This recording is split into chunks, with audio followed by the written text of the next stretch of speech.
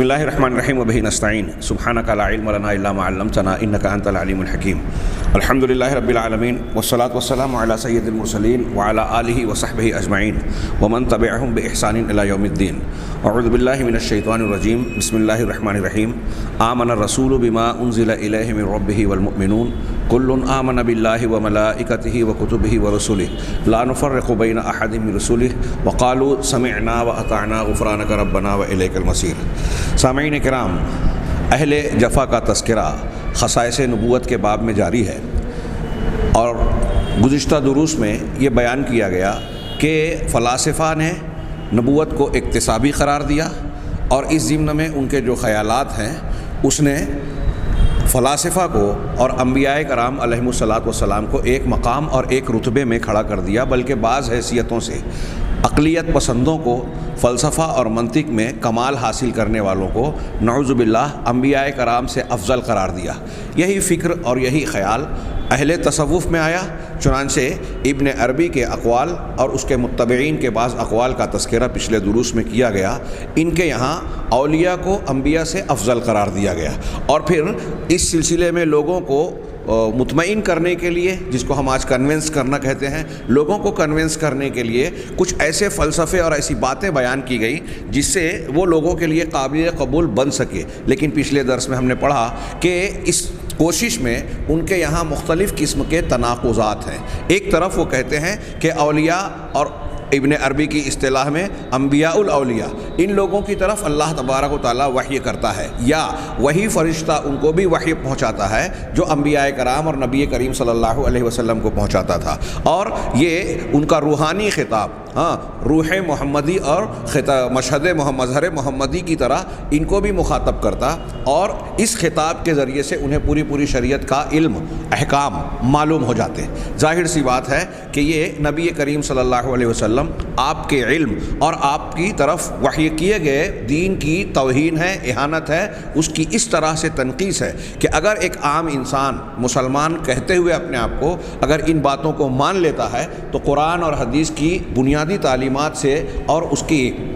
جڑ پر گویا وار کر کے اس سے انحراف اختیار کرتا ہے، اس کے عقیدے یا دین کی بساط ہی پلٹ جاتی ہے، دین کا مصدر ہی بدل جاتا ہے۔ دین ہمیں ملتا ہے اللہ کی وحی سے، قرآن و حدیث کی شکل میں جو دنیا میں موجود ہے۔ اب جب ان حفوات اور ان باتوں کو، دعووں کو مان لیا جائے تو یہ بات غلط ہو جاتی ہے۔ قرآن و حدیث کی بجائے اب دین کا ایک بڑا مصدر اور حاصل کرنے کا راستہ مشائخ صوفیہ ہیں، جن کے بارے میں ایک طرف ابن عربی یہ کہتا ہے کہ وہ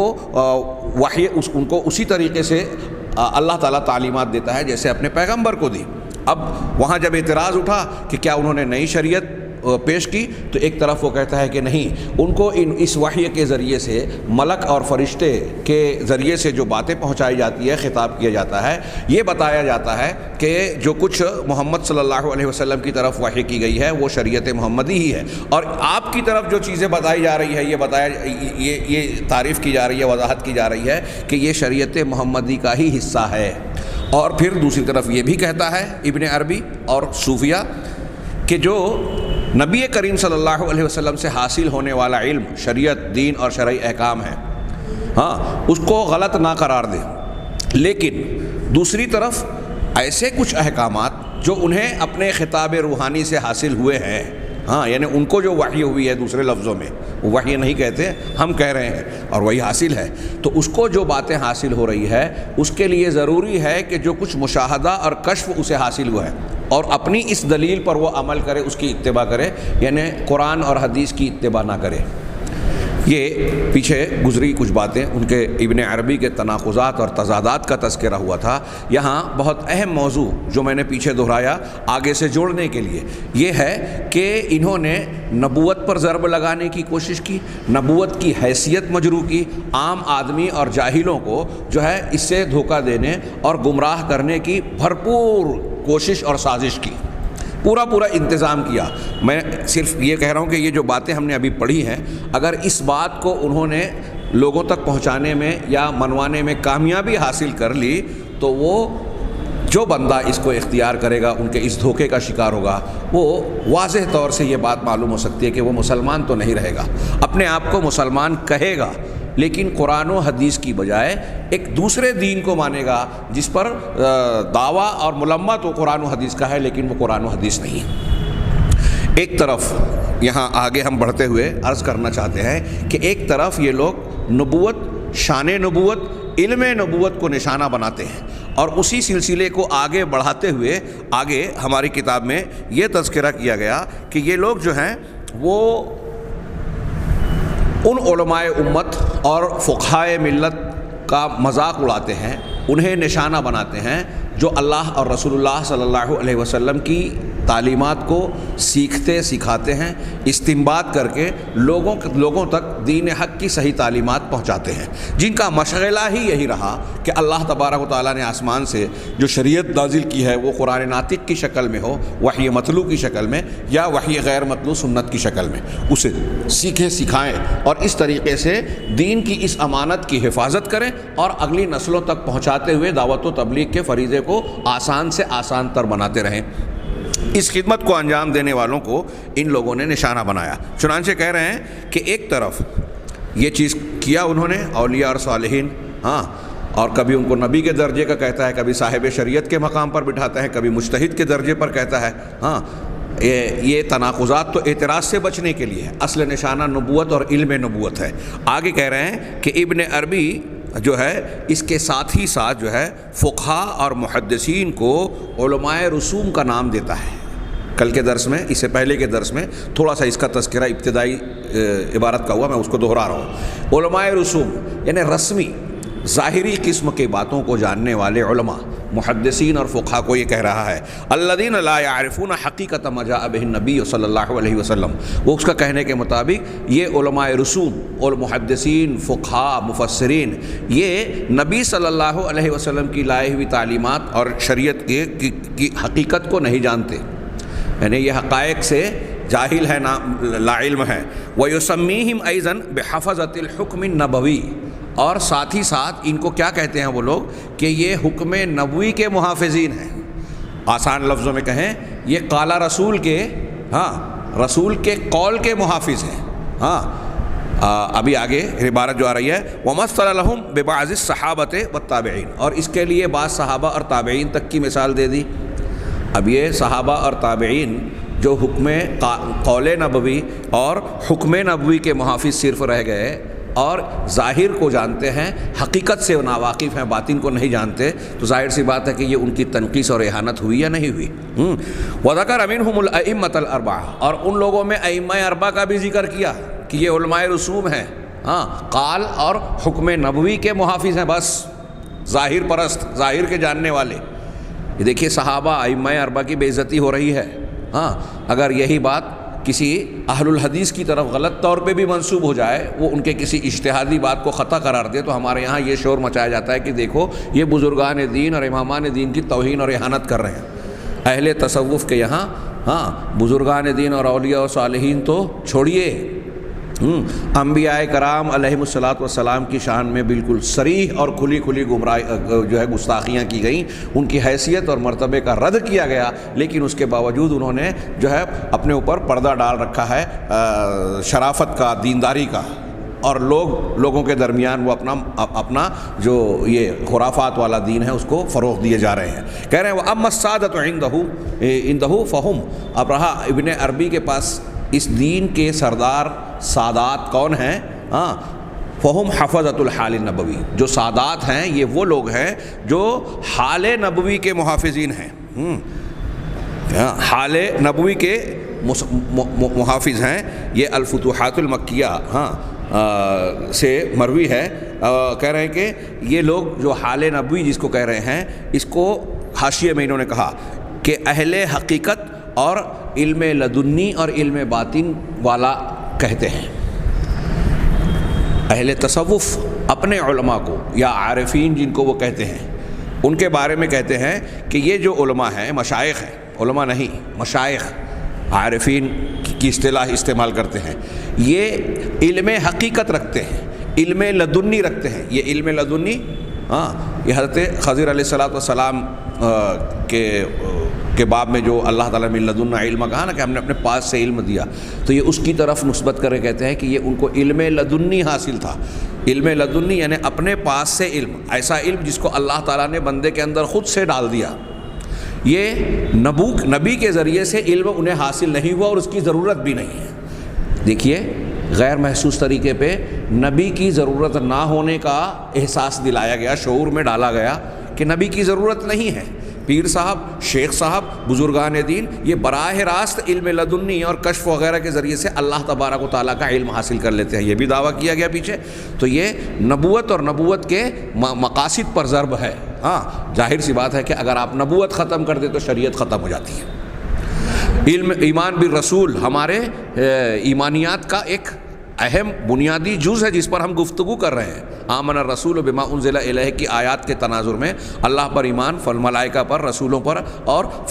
پیغمبروں پر، رسولوں پر ایمان۔ تو رسولوں پر ایمان کے باب میں جن چیزوں کو مسلمان کو اختیار کرنا لازم ہے، اہل تصوف کے ان خیالات اور ان نظریات کو اگر کوئی شخص مان لیوے تو وہ سارے تصورات پانی میں مل جاتے ہیں، اس پر پانی پھر جاتا ہے، اس کا رد ہو جاتا ہے۔ یعنی ایمان بالرسول، جو ایمان بالرسول اور یہ جو ہمارے دین کی بنیاد ہے، یہ بنیاد ہی ختم ہو جاتی ہے تو دین کہاں بچے گا؟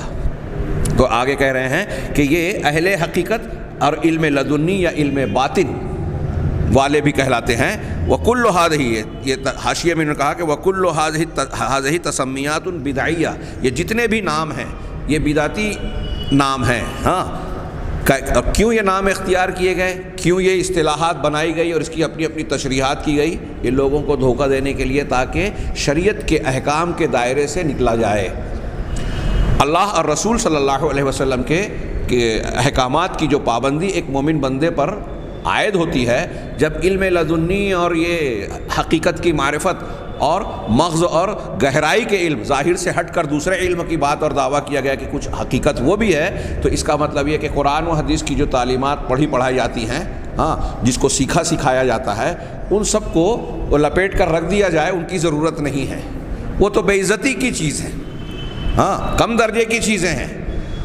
اونچے درجے کی بات وہ ہے جو حال نبوی کو وہاں کے محافظین نے لوگوں کو بتایا، یعنی یہ اہل تصوف نے، فلاسفہ نے۔ قال ایک ہے قال رسول، رسول کا قول، یہ قرآن و حدیث کی تعلیمات کو کہتے ہیں کہ یہ مردے کا علم مردے سے ہے، فلاں نے حدیث سنی فلاں سے، فلاں نے حدیث سنی فلاں سے، یہ سب مر چکے۔ اور ہمارے پاس جو علم ہے اہل تصوف کہتے ہیں کہ وہ زندے کا علم، زندہ کا علم زندے سے ہے، یعنی ہمارے بزرگ جو زندہ ہیں وہ کشف کے ذریعے سے، خواب یا علم لدنی، علم باطن کے ذریعے سے زندے سے یعنی اللہ تبارک و تعالیٰ سے براہ راست لے رہا ہے۔ آپ دیکھ رہے ہیں کہ قرآن و حدیث کی کیسی توہین، بے عزتی، اور عام آدمی کو اس کے پردے میں یہ تاثر دیا جا رہا ہے کہ آپ کو قرآن و حدیث سیکھنے کی ضرورت نہیں ہے۔ ہاں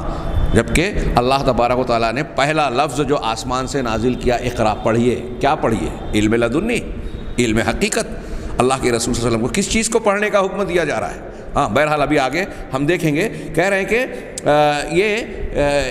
کہتا ہے ابن عربی کہ یہ جو علماء ہیں قرآن و حدیث کو جاننے والے، فقہاء، محدثین، مفسرین، یہ علماء رسوم ہیں، علماء ظاہر ہیں، اور یہ حکم نبوی کے محافظین ہیں۔ اس کے بالمقابل اس امت میں سادات، سردار، پیشوا وہ لوگ ہیں جو حال نبوی کے محافظین ہیں، اور وہ کون ہیں؟ وہ ذوالنون مصری ہیں، بہت بڑے صوفی، ہاں، اور ثوبان ابن ابراہیم، ہاں یہ ان کا نام ہے، ذوالنون کہتے ہیں، بہت مشہور شخصیت ہیں۔ والجنید، اور حضرت جنید صاحب، یہ ابو القاسم جنید ابن محمد الزجاج، ہاں اصلہ من نہاوند، جو نہاوند کے اصل میں رہنے والے ہیں، کان من کبار ائمۃ القوم، یہ اہل تصوف کے جو ماننے والے، تصوف کے ماننے والے لوگ ہیں، اس میں کبار شخصیات میں شمار کیے جاتے ہیں۔ کہہ رہے ہیں وغیرہم، اور ان کے علاوہ جو دوسرے لوگ ہیں ان کو یہ سادات کہتا ہے ابن عربی۔ فرفعہ، آگے دکتور صادق کہتے ہیں چنانچہ اس کا حال نبوی کے علماء کے مقام کو، ہاں معاف کیجیے گا، ہاں حال نبوی یعنی یہ جو اہل تصوف ریاضت کرتے ہیں، مجاہدات کرتے ہیں، مراقبہ اور ان کی مخصوص عبادات جو سلسلے کے ذریعے سے سکھاتے ہیں، اپنے مریدین کو سکھاتے ہیں، اوراد و وظائف بتاتے ہیں، تو ان چیزوں پر عمل کرنا وہ کہتے ہیں کہ یہ حال ہے۔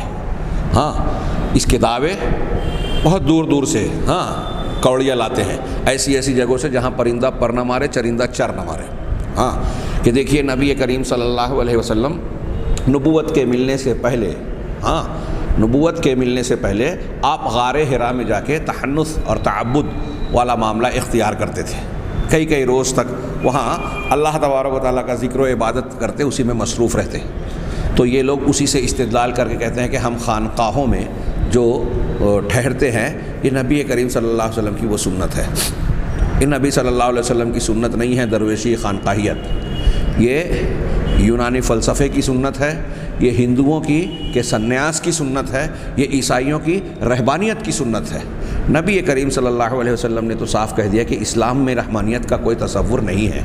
آپ غار حرا میں جاتے تھے نبوت کے ملنے سے پہلے۔ اب اہل تصوف کا تضاد یہاں بھی دیکھیے کہ ایک طرف وہ نبوت کو ایک کسبی چیز کہہ رہے ہیں، غیر ضروری چیز کہہ رہے ہیں، اور اس مقام پر ان کے بزرگان بھی پہنچ جاتے ہیں، لیکن اس نبوت کو جو جناب محمد رسول اللہ صلی اللہ علیہ وسلم کو ملی اقرأ بسم ربک الذی خلق کے فرمان کے نزول کے ذریعے سے، اس کو تو یہ غیر ضروری قرار دیتے ہیں۔ اور اللہ کے نبی صلی اللہ علیہ وسلم کے حالات اور آپ کے معاملات کے سلسلے میں اگر ان کی کتابیں پڑھی جائے تو آپ کی تعلیمات اور آپ کے شاگردان صحابہ کرام رضوان اللہ علیہم اجمعین کے جو دین اور جس کی فضیلت کی ساری بنیادیں ہیں جو قرآن میں ان کو رضامندی کے سرٹیفکیٹ ملے، پروانے ملے، ان تمام چیزوں کو جو ان کی فضیلت کی بنیادیں ہیں ان کو یہ غیر ضروری قرار دیتے ہیں۔ تو ایک چیز جس کو آپ کہہ رہے ہیں کہ یہ سنت ہے نبی صلی اللہ علیہ وسلم کی غار میں جانے کی، اور پھر اس کے بعد ان کو نبوت مل رہی ہے، تو اس نبوت کو کون سا اچھا مقام دے رہے ہیں آپ؟ اس پر تو آپ کے پیر صاحب اور شیخ صاحب بھی پہنچ رہے ہیں۔ اب اللہ کے نبی صلی اللہ علیہ وسلم نبوت ملنے سے پہلے جو غار میں جاتے تھے، تو سوال یہ ہے کہ کیا وہ امت اور دنیا کے لیے وہ اسوے کا حصہ ہے؟ آپ کی سنت اور اسوہ حسنہ کے طور پر اسے قبول کیا جائے گا؟ نبوت سے پہلے کی ساری باتیں کیا ہمارے لیے نمونہ ہیں؟ اصولی طور پر اس میں تھوڑی سی تفصیل کی ضرورت ہے کہ جن چیزوں کو آپ نے برقرار رکھا، بعد کی تعلیمات جن کی تائید کر رہی ہیں وہ تو قائم ہیں، سچ بولنا، امانت داری وغیرہ وغیرہ، اخلاقیات اور دوسری چیزیں، لیکن شب و روز کے معمولات اور عبادت کے طریقے آپ کو نبوت ملنے کے بعد جو اللہ تبارک و تعالیٰ نے جیسے جیسے بتائے کہ یہ نماز پڑھنی ہے، صبح و شام کے یہ اذکار کر سکتے ہیں، روزہ ہے، حج ہے، عمرہ ہے، فلاں اور فلاں عبادات ہیں، اب وہ عبادتیں اسلام کا حصہ ہے۔ نبوت سے پہلے اگر آپ نے کوئی عمل کیا تو یہ ہمارے لیے نمونہ ہے کیا؟ یہ ایک سوال ہے۔ ظاہر سی بات ہے کہ نبوت ملنے کے بعد جو کچھ بتایا وہ ہمارے لیے نمونہ ہے۔ دوسری بات، کیا صحابہ کرام رضوان اللہ علیہم اجمعین نے جب آپ کی اتباع کی تو کیا انہوں نے اللہ کے نبی صلی اللہ علیہ وسلم کے اس طریقے کو اختیار کیا کہ کچھ دن جا کے ہم بھی غار میں جا کر کئی دن تک رہیں، عبادت و ریاضت کریں، مجاہدات کریں؟ تیسری بات یہ کہ صحابہ نے یہ نہیں کیا۔ اس سے پتہ چلا کہ نبوت ملنے کے بعد دین کا وہ حصہ نہیں رہا جو آپ نے نبوت سے پہلے کیا، وہ دین نہیں ہے۔ وہ آپ جاہلانہ معاشرے سے اپنے آپ کو الگ کر کے اللہ تبارک و تعالیٰ کو یاد کرتے تھے، اس میں کوئی شک نہیں۔ اور پھر اہم بات یہ کہ اگر مان لیا جائے کہ نبی کریم صلی اللہ علیہ وسلم وہاں عبادت، ریاضت اور ذکر و اذکار کرتے تھے، تو بتائیے کوئی ایسی روایت، کوئی ایسی سند ہم تک پہنچتی ہے کہ نبی صلی اللہ علیہ وسلم غار میں کون سا ذکر کرتے تھے؟ سلسلہ چشتیہ والا، قادریہ والا، نقشبندیہ والا، تیجانیہ والا، رفاعیہ والا، سہروردیہ، مجددیہ اور جو سینکڑوں سلسلے پائے جاتے ہیں، کس سلسلے کی عبادت جو ہے نبی صلی اللہ علیہ وسلم کے غار میں عبادت کے موافق ہے؟ کوئی سند ہے اس بات کی؟ ظاہر سی بات ہے کہ یہ باتیں دنیا کے سامنے نہیں ہیں اور کوئی ایسی بات متعین بھی نہیں ہے۔ ہر کوئی اپنے اپنے طور سے عبادات کے طریقے اختیار کرتا ہے اور اسے دین کا حصہ بنانے کے لیے اس قسم کی حفوات والے دعوے کرتا ہے، بے سند دعوے کرتا ہے۔ تو خیر، نبی صلی اللہ علیہ وسلم کا یہ جو حال تھا، میں عرض یہ کرنا چاہتا ہوں کہ آپ کا جو عمل تھا، عبادات تھی، مجاہدات تھے، یہ اہل تصوف یہ کہہ رہے ہیں کہ ہمارے پاس نبی کا وہ حال ہے، قال نہیں ہے۔ اور اگر ایک آدمی حال کو اختیار کرتا ہے تو وہ حقیقت میں پریکٹیکل اور عملی طور سے اس کی حقیقت کو جانتا ہے اور اس کو نور کا تڑکا نظر آتا ہے. جیسے اللہ کے رسول صلی اللہ علیہ وسلم غار میں تھے, اگر کوئی شخص اوراد وظائف اور مراقبہ وغیرہ کرتا ہے تو اس کو بھی جو ہے نور نظر آتا ہے, اور ایسا ہوتا ہے, ویسا ہوتا ہے. اب اس کی تفصیلات اگر کسی کو نور نظر آتا بھی ہو تو اہل علم نے بیان کیا کہ بدعات خرافات کرنے والوں کو اگر کہیں سے کوئی تائیدی بات نظر آتی ہے بظاہر تو یہ شیطان کی طرف سے ہوتی ہے. خواب نظر آئے یا کوئی ایسی چیز نظر آئے جس سے اس کو محسوس ہوتا ہے کہ یہ تائید ہو رہی ہے, یا کوئی آدمی آ کر اس سے ملتا ہے اور کہتا ہے کہ میں خضر ہوں, میں فلاں ہوں, اگر اس قسم کا واقعہ ہوتا بھی ہے تو تلبیس ابلیس الفرقان بین اولیاء الرحمن و اولیاء الشیطان, اور اس قسم کی سلف کی کتابیں پڑھیے, انہوں نے ادلہ اور دلائل کے ساتھ لکھا ہے, بیان کیا ہے بہت سارے دلائل سے کہ شیطانی احوال قرآن و حدیث کی مخالفت کر کے اگر کوئی شخص عمل کرتا ہے, سنت کی مخالفت کرتا ہے, تو وہ اس کا حال شیطانی حال ہے, رحمانی حال نہیں ہے. اس کو شیطان کی طرف سے مدد مل رہی ہے, رحمان کی طرف سے نہیں مل رہی ہے. جیسا کہ لیث بن سعد اور امام شافعی کا قول ہے, ایک لیث بن سعد رحمہ اللہ نے ایک بات کہی تھی, امام شافعی نے اس میں اضافہ کیا تھا کہ اگر تم دیکھو یا کسی کے بارے میں سنو کہ وہ شخص جو ہے ہوا میں اڑ رہا ہے, پانی پہ چل رہا ہے, آگ میں بیٹھا ہوا ہے, لیکن اگر تم یہ دیکھو کہ وہ سنت رسول کی مخالفت کر رہا ہے, رسول اللہ صلی اللہ علیہ وسلم کے طریقے کے خلاف عمل کرتا ہے, سنت کا پابند نہیں ہے, تو تم اس سے کہہ دو کہ تم شیطان کے ولی ہو, رحمان کے ولی نہیں ہو. کتنی پیاری اور صاف بات ہے, لیکن اس حقیقت سے لوگوں کا رخ اور ذہن پھیر کر یہ باتیں لوگ بیان کر رہے ہیں کہ یہ جو عمل کر رہے ہیں اہل تصوف, یہ حال نبوی کی حفاظت کر رہے ہیں, اور علماء محدثین فقہا جو پڑھتے ہیں پڑھاتے ہیں, قرآن حدیث کو سیکھتے سکھاتے ہیں یہ, اور اس کی دعوت و تبلیغ کا کام کرتے ہیں, یہ قال نبوی کے محافظین ہیں. اس طریقے سے نبی صلی اللہ, اب یہاں رک کر میں ایک بات کی پر توجہ دلانا چاہتا ہوں, حاصل کلام کے طور پر غور کیجئے کہ یہ نبی کریم صلی اللہ علیہ وسلم کے پہنچائے ہوئے علم کی توہین, اہانت, بے عزتی ہے, اور اس کا انتہائی ایسا انداز اختیار کیا گیا کہ اسے لوگوں کی نگاہ میں انتہائی کمتر ہی نہیں, غیر ضروری چیز بتایا جائے کہ قرآن و حدیث کی تعلیم حاصل کرنا, سیکھنا سکھانا, اس میں غور و فکر و اجتہاد اور فقاہت کی صلاحیت پیدا کرنا یہ ضروری نہیں ہے. یہ تو علم رسوم میں سے ہے, ظاہری علم ہے. حقیقت اور علم لدنی ان لوگوں کے پاس ہے جو حالت اور پریکٹیکل سے جڑے ہوئے ہیں. اب آپ اس اہل تصوف, یہ جو ابن عربی کے حوالے سے یہ بات نقل کی جا رہی ہے, آگے یہ نقل کر رہے ہیں کہ یہ اکیلا ابن عربی اس بات کا قائل نہیں ہے. علم نبوت, قرآن اور حدیث کی تعلیمات کو رد کرنا, اس کو نشانہ بنا کے اس کو غیر ضروری قرار دینا, اور ان علوم میں عمومی طور سے ہی نہیں خصوصی طور سے فن حدیث اور علم حدیث کو نشانہ بنانا, یہ اہل تصوف کا عام وتیرہ اور شیوا ہے. کیوں نہ ہو, یہ ان کے سازشی مقصد کا اہم حصہ ہے کہ اگر وہ دین اسلام کا کباڑہ کرنا چاہتے ہیں, اس کو تہس نہس کرنا چاہتے ہیں, دینی شریعت اور اس کے نظام کو درہم برہم کرنا چاہتے ہیں, تو اس میں سب سے سر فہرست قرآن کو براہ راست نشانہ بنانا ذرا مشکل کام ہے. تو اس کے مقابلے میں کیا کیا کہ ایسے اوراد و وظائف جو خود کے گھر میں بنائے, وضع کیے, تراشے, ان کو یہ کہہ دیا جیسا کہ ابھی صلاۃ الفاتح لما اغلق کی فضیلت بیان کی گئی تجانیہ سلسلے کے پاس, کہ وہ اسے ایک مرتبہ پڑھنا 6000 مرتبہ قرآن پڑھنے سے زیادہ افضل ہے. تو قرآن کو اس طرح بے حیثیت کیا گیا کہ قرآن کے مقابلے میں خود تراشیدہ اوراد و وظائف کی فضیلت کو خوب بڑھا دیا. قرآن کے سیکھنے سکھانے اور اس کے ترجمے اور مفہوم اور تفسیر کو کہہ دیا کہ یہ علم رسوم ہے, یہ علم ظاہر ہے. حقیقی علم تو علم باطن ہے, علم لدنی ہے. عارفین کا حقائق اور عقلیات کے ذریعے سے چیزوں کا جاننا ہے, لہٰذا علم ظاہر کے پیچھے نہ پڑو. یہ قرآن کی حیثیت بنا دی. حدیثوں کو اور محدثین کو اس کے بعد خاص طور سے نشانہ بنایا گیا. آگے یہ بیان کیا جا رہا ہے. اب یہاں آگے جو ہم بیان کرنے جا رہے ہیں اسے سنیے, اور اپنے ذہن میں قرآن و حدیث کے وہ نصوص, اللہ تبارک و تعالیٰ اور رسول اللہ صلی اللہ علیہ وسلم کے فرامین میں علم کے سیکھنے سکھانے کی جو اہمیت افادیت بیان کی گئی ہے اسے لائیے, اور اہل تصوف کے ان بیانات کو سامنے رکھیے, تو آپ کو نظر آئے گا کہ اللہ اور رسول علم کی ترغیب دے رہے ہیں, علم کی فضیلت بیان کر رہے ہیں, اہل علم کا مقام اونچا بتا رہے ہیں, اہل علم کو جاہلوں کے مقابلے میں کہہ رہے ہیں کہ دونوں برابر نہیں ہو سکتے, اور حقیقت میں اللہ کی خشیت رکھنے والے وہی لوگ ہوں گے جو اہل علم ہوں گے. انما یخشی اللہ من عبادہ العلماء. اور یہاں یہ کہا جا رہا ہے کہ حال نبوی کے محافظین علم والے نہیں ہیں قرآن و حدیث کے۔ اب تھوڑی دیر کے لیے یہاں رک کے اہل تصوف سے یہ سوال کریں، اور جو لوگ اس قسم کی گمراہی کے شکار ہیں وہ بھی بتائیے کہ جو لوگ اللہ کے رسول صلی اللہ علیہ وسلم کی حدیثوں کو نہیں جانتے، ہاں آپ کی سیرت طیبہ سے واقف نہیں ہیں، وہ رسول اللہ صلی اللہ علیہ وسلم کی حالت کو کیسے جانیں گے؟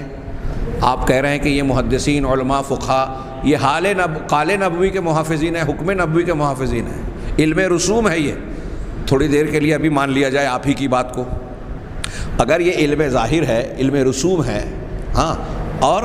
حکم نبوی کے محافظین، اور آپ کے جو سادات ہیں وہ حال نبوی کے محافظین ہیں، قال نبوی کے نہیں، تو اب حالت کو، نبی صلی اللہ علیہ وسلم کی حالت اور آپ کے اعمال کو کون جانے گا؟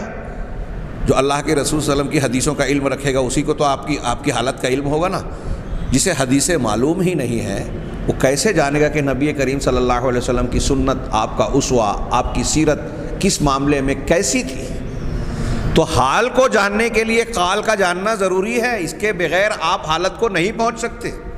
علم حاصل کیے بغیر آپ لا الہ الا اللہ کا معنی سمجھ کر اسلام میں داخل بھی نہیں ہو سکتے۔ اسی لیے حضرت امام بخاری رحمہ اللہ نے اپنی کتاب صحیح البخاری میں جو ہے باب باندھا، باب العلم قبل القول والعمل،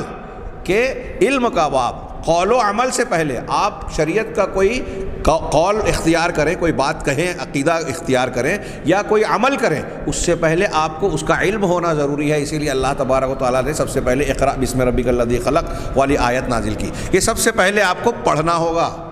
جب آپ علم حاصل کریں گے تو یہ علم آپ کے لیے ہر چیز کی کلید اور کنجی ہے۔ دنیا کے جتنے بھی حقائق ہیں، ہاں، معاملات اچھائی اور برائی کے، ایمان اور کفر کے، ان سب کا ادراک علم کی کنجی سے ہی ہوگا۔